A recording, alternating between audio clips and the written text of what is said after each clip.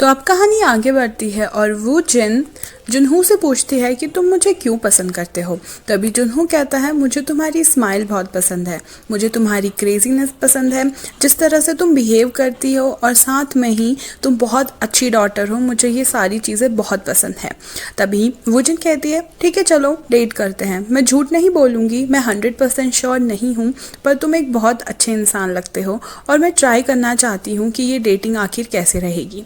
जुनहू इस पे एग्री करता है, पर वो बोलता है कि हम इस बारे में ऑफिस में अभी किसी को भी नहीं बताएंगे। वूजिन भी इस बात पे एग्री करती है और वो लेकर जाता है उसे अपने दोस्त के रेस्टोरेंट, जहाँ पर ऑलरेडी जू ह्योक कुछ खा रहा होता है। वो सबको बातें बताता है और सारे लोग बहुत खुश होते हैं सिवाय जू ह्योक के।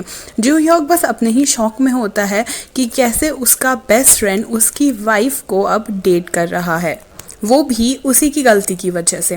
वो सारे लोग प्लान बनाते हैं कि जैसे कि अब हम 3 कपल्स बन चुके हैं, हम सब लोग ऑफ कॉलेज के ही टाइम की तरह किसी ट्रिप पर चलते हैं।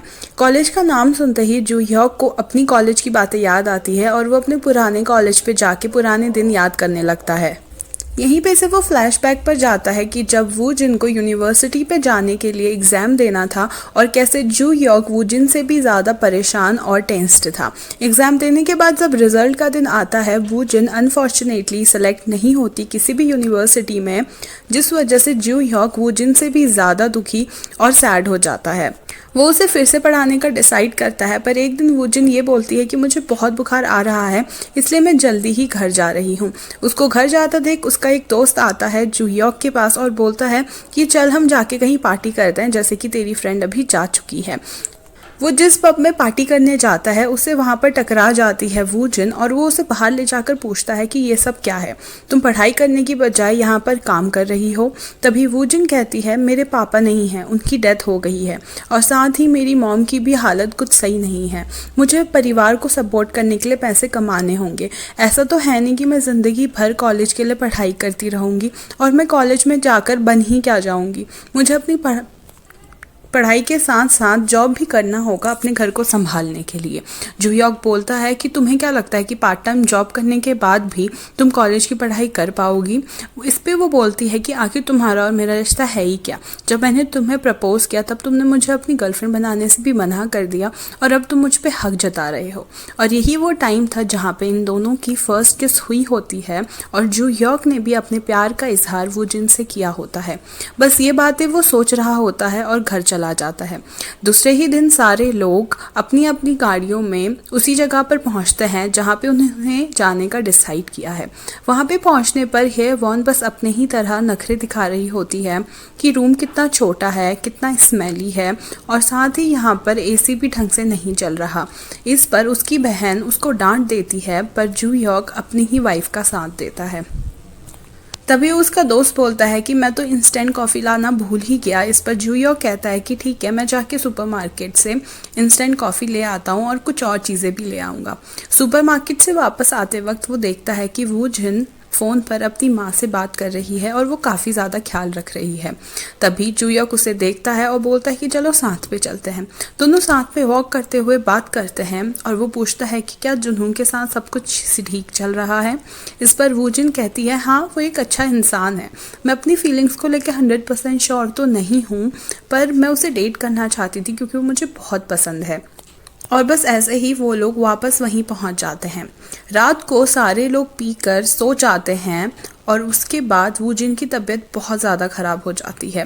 वो जू ह्योक के सामने आकर बेहोश हो जाती है और सारे लोग काफ़ी परेशान हो जाते हैं।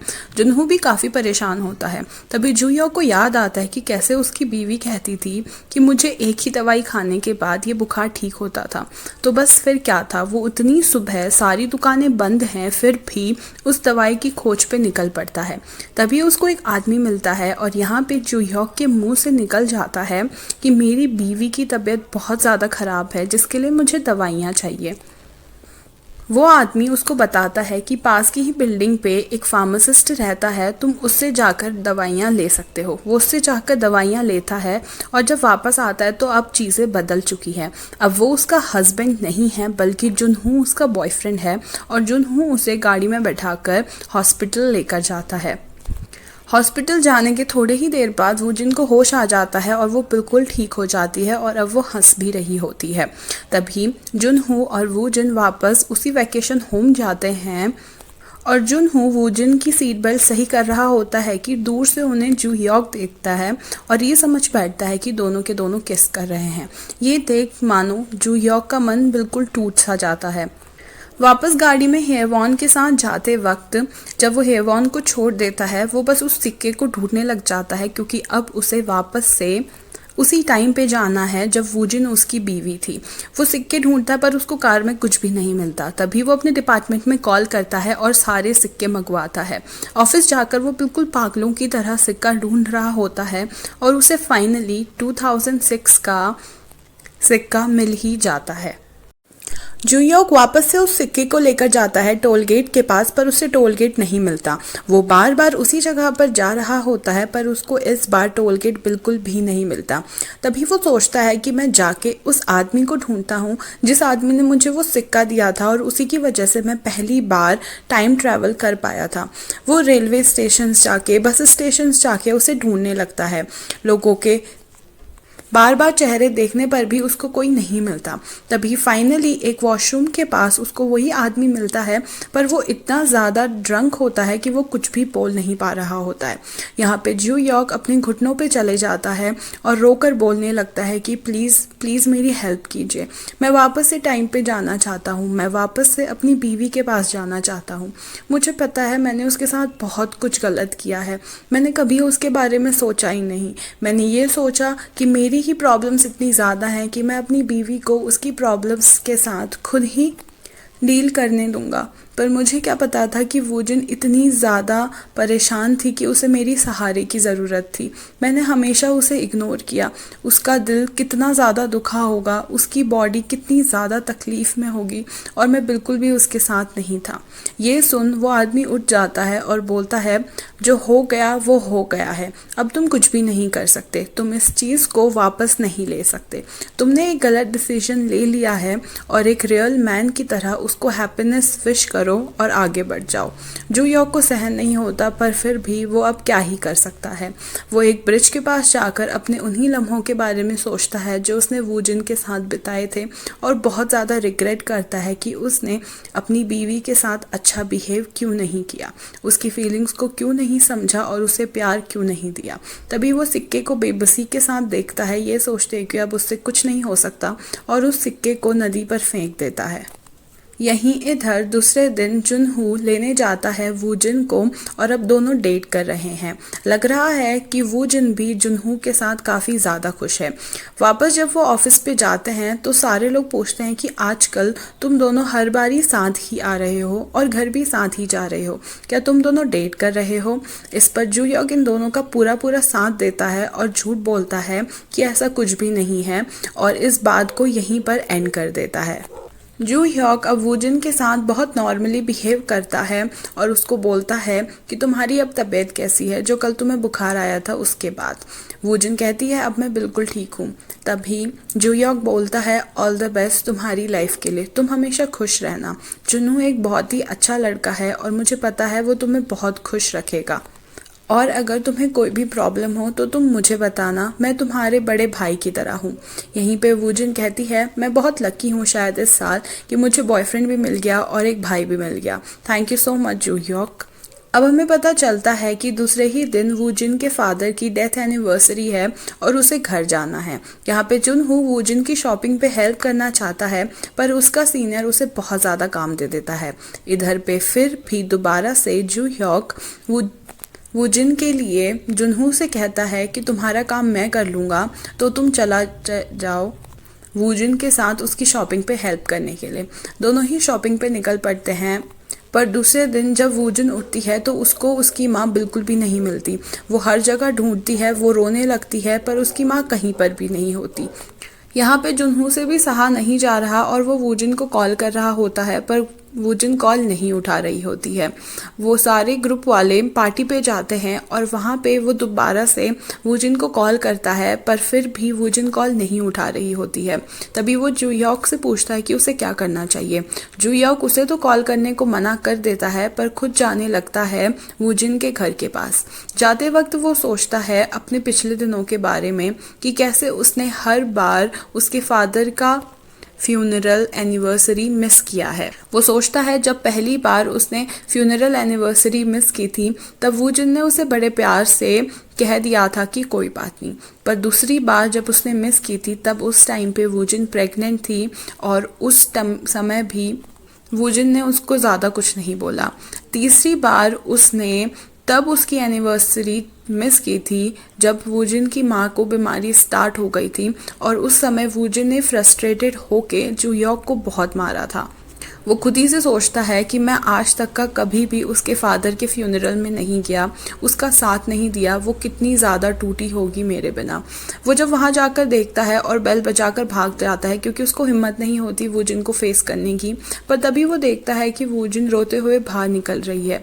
वो पूछता है वूजिन से कि क्या हुआ और तुम क्यों रो रही हो, और तभी वूजिन उसे सारी बातें बताती है। वो बोलती है मैंने हर जगह जाके देखा, मैंने वहाँ जाके भी देखा जहाँ पे वो मेरे पापा के साथ जाया करती थी, पर मेरी माँ मुझे कहीं भी नहीं मिल रही। तभी जुयॉक एडवाइस देता है कि हमें पुलिस स्टेशन पे कंप्लेन करनी चाहिए। वो वहाँ जाके कंप्लेन करते हैं और वूजिन कहती है कि जब तक का मेरी माँ का पता नहीं चलेगा मैं पुलिस स्टेशन से कहीं भी नहीं जाऊंगी। तभी जुयॉक जाके उसके लिए कुछ खाने की चीज़ें लाता है और देखता है कि वूजिन तो पुलिस स्टेशन पे ही सो गई है। तभी उसको एक आइडिया आता है कि क्यों ना मैं अपने दोस्त का सोशल मीडिया अकाउंट यूज़ करके इसकी माँ की फ़ोटो पोस्ट करूं जिससे ज़्यादा हेल्प मिल जाएगी।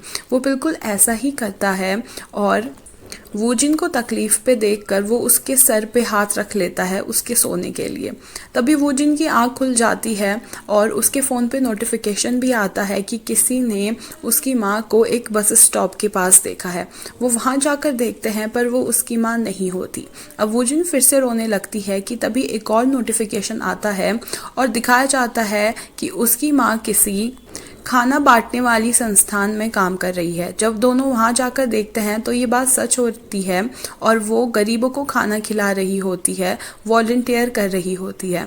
उन्हें देखते ही वूजिन उनके गले लग जाती है और रोने लगती है कि तुम कहाँ चली गई थी, मैं कितनी टेंशन में थी और मैंने तुम्हें कितना ढूंढा। तभी जुयॉक भी उसके गले लग जाता है और बोलता है कि हम बहुत खुश हैं कि आप हमें मिल गई हो।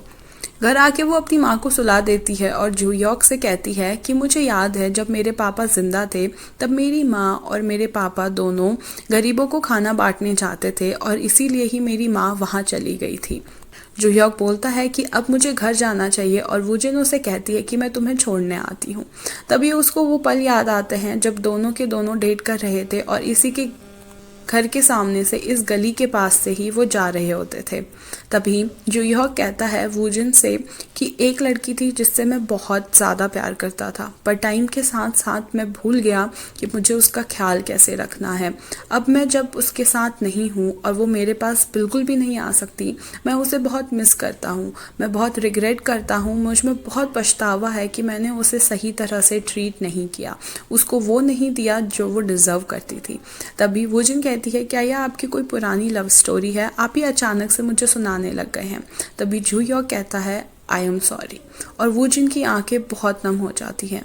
तभी जुयॉक कहता है कि आई एम सॉरी, ये मैं उससे कहना चाहता था कि मैंने उसे अच्छे से ट्रीट नहीं किया, और वो वहाँ से चला जाता है। घर जाने पर उसकी बीवी जब पूछती है कि वो पूरी रात भर कहाँ था, वो झूठ बोलता है कि उनके किसी ऑफिस के सीनियर की माँ की डेथ हो गई थी और वो उन्हीं के फ्यूनरल पे गया था, और वो नहाने चला जाता है। नहाने जाने के बाद जब हेयर वॉन उसके कपड़े चेक करती है तो उसके कपड़ों में उसका फ़ोन बज रहा होता है। वो फ़ोन उठाती है और दूसरी तरफ होती है वूजिन की माँ, जो कहती है कि जुयॉक तुम इतनी जल्दी क्यों चले गए, कुछ खाकर तो जाते। तभी हेयर वॉन कहती है कि आप कौन बोल रहे हो। वूजिन की माँ बोलती है कि मैंने अपने दामाद जू यॉक को कॉल मिलाया था और तुम कौन हो। हेवॉन कहती है पर मैं जू यॉक की बीवी हूँ और आप मेरी माँ नहीं हो। आप मेरे जू यॉक को अपना दामाद क्यों कह रही हो। ये सुन वूजिन की माँ हड़बड़ाहट में फ़ोन काट देती है और हेवॉन को हो जाता है शक। वो जाके उसके कपड़े चेक करती है तो उसको जू यॉक के कपड़ों में पुलिस का कार्ड मिलता है। वो जाके उसकी गाड़ी चेक करती है तो उसको उसके गूगल मैप्स पे दिखता है कि वो कल रात कहाँ कहाँ गया था और वो उस जगह बिल्कुल नहीं गया था जहाँ उसने हेवॉन को बोला था। वो वहाँ पे उसके कार में इनबिल्ट रिकॉर्डिंग को भी सुनती है और वो सुन लेती है कि वो वूजिन नाम की किसी औरत के साथ था और वो उसकी माँ को ढूंढ रहा था। वो गुस्से में उसके पास जाकर उससे सवाल पूछने लगती है कि आखिर ये सब क्या है और तुमने कल रात क्या किया और मुझसे तुम झूठ क्यों बोल रहे हो। और यहीं पे इस पार्ट का एंड हो जाता है। अब नेक्स्ट एपिसोड पे पता चलेगा कि कैसे जू ह्यॉक इन सारी सिचुएशन को संभालेगा और क्या सच में वो दोबारा से वूजिन के पास उसी तरह से जा पाएगा जैसे वो लोग पहले थे। प्लीज़ प्लीज़ मेरे चैनल को जल्दी से सब्सक्राइब कर लेना क्योंकि ये सीरीज़ भी ख़त्म ही होने वाली है और मैं जल्द ही बहुत अच्छी और इंटरेस्टिंग सीरीज़ लेकर आऊँगी। Thank you so much for watching. Bye bye.